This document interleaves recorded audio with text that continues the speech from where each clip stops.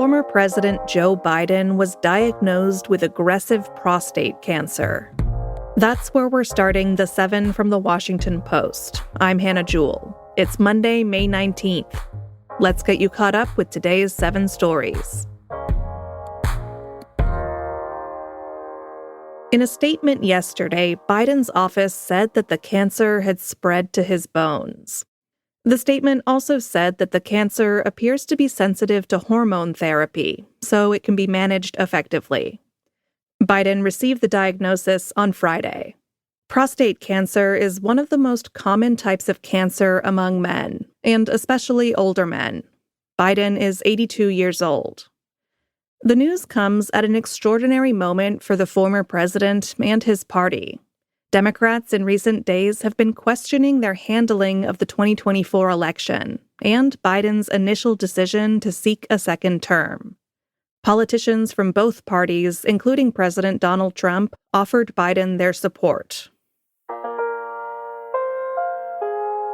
President Trump's tax and immigration bill cleared an important hurdle in Congress. That's number 2. This massive package forms the centerpiece of Trump's second-term agenda. Trump has been calling it the Big Beautiful Bill. It would extend Trump's 2017 tax cuts, which are set to expire in December, and it would direct hundreds of billions of dollars in spending to immigration enforcement and other Trump priorities. Trump had been struggling to persuade 4 hardline conservatives to back the bill. They have argued that it would balloon annual budget deficits.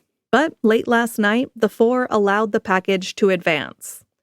House Speaker Mike Johnson spoke to reporters after the vote in the House Budget Committee. There's a lot more work to do. We've always acknowledged that. Towards the end, there will be more details to iron out, and we have several more to take care of. But I'm looking forward to very thoughtful discussions, very productive discussions over the next few days, and I'm absolutely convinced we're going to get this in final form and pass it.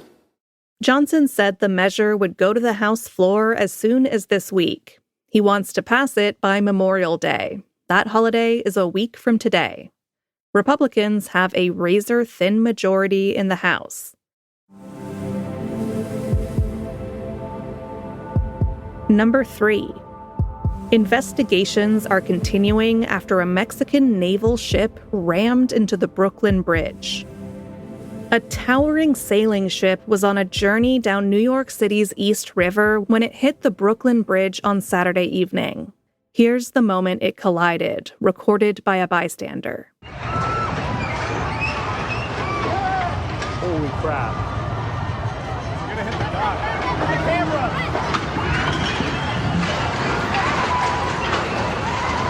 What is going on? The collision snapped 2 of the ship's masts. Officials said 2 crew members were killed, identified as a Mexican Naval Academy cadet and a sailor. 19 other crew members were injured. The ship is used for training and travels the world sharing Mexican culture.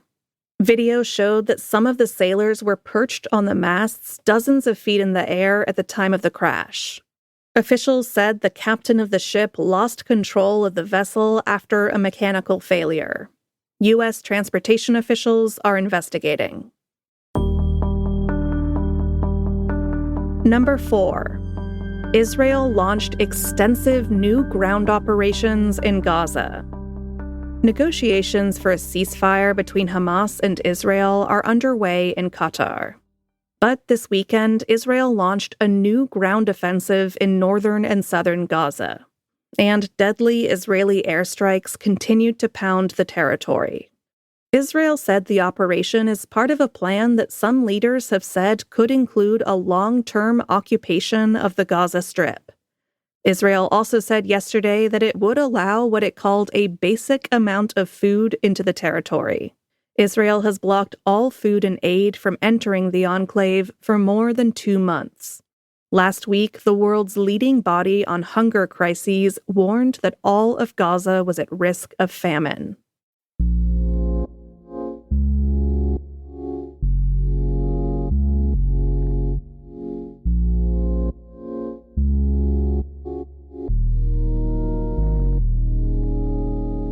A large explosion collapsed a fertility clinic in California. That's our fifth story. The blast at an American Reproductive Centers clinic in Palm Springs on Saturday injured 4 people. The clinic's doctor said that the lab's eggs, embryos, and reproductive materials were not affected.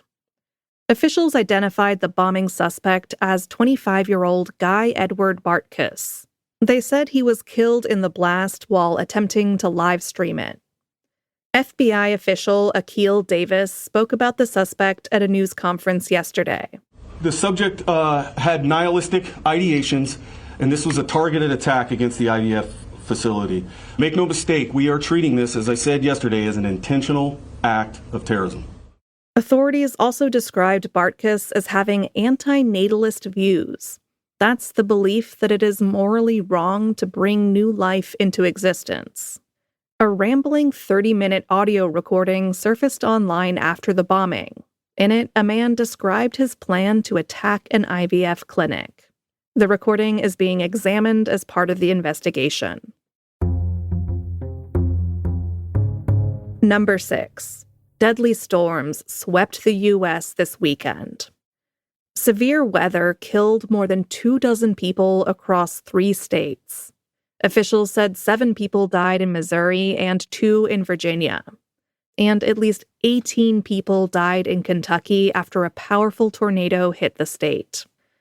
3 deadly storms have hit Kentucky this year. In February, several counties in eastern Kentucky faced historic flooding. And in April, a deadly bout of storms brought some areas the worst flooding in a century. Kentucky is among the top states this year for severe weather events. And it's one of the states affected by Trump administration cuts to the National Weather Service. Some local forecast offices are no longer monitoring weather around the clock.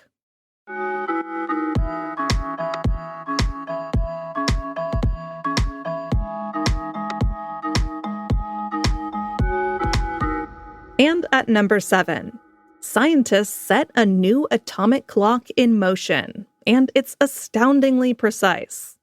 The National Institute of Standards and Technology is in charge of official measurements in the U.S. That includes the measurement of time. The best way to measure time is with an atomic clock. And after years of development, a new atomic clock is ticking away in Colorado.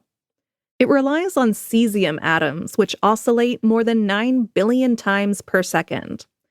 The clock is already helping to officially tell time in the U.S., and it's doing a really good job so far. The clock is so reliable, in fact, that researchers say it would be off by less than a second if it had started running 100 million years ago. That's a whole lot better than my oven clock. All right, you're all caught up.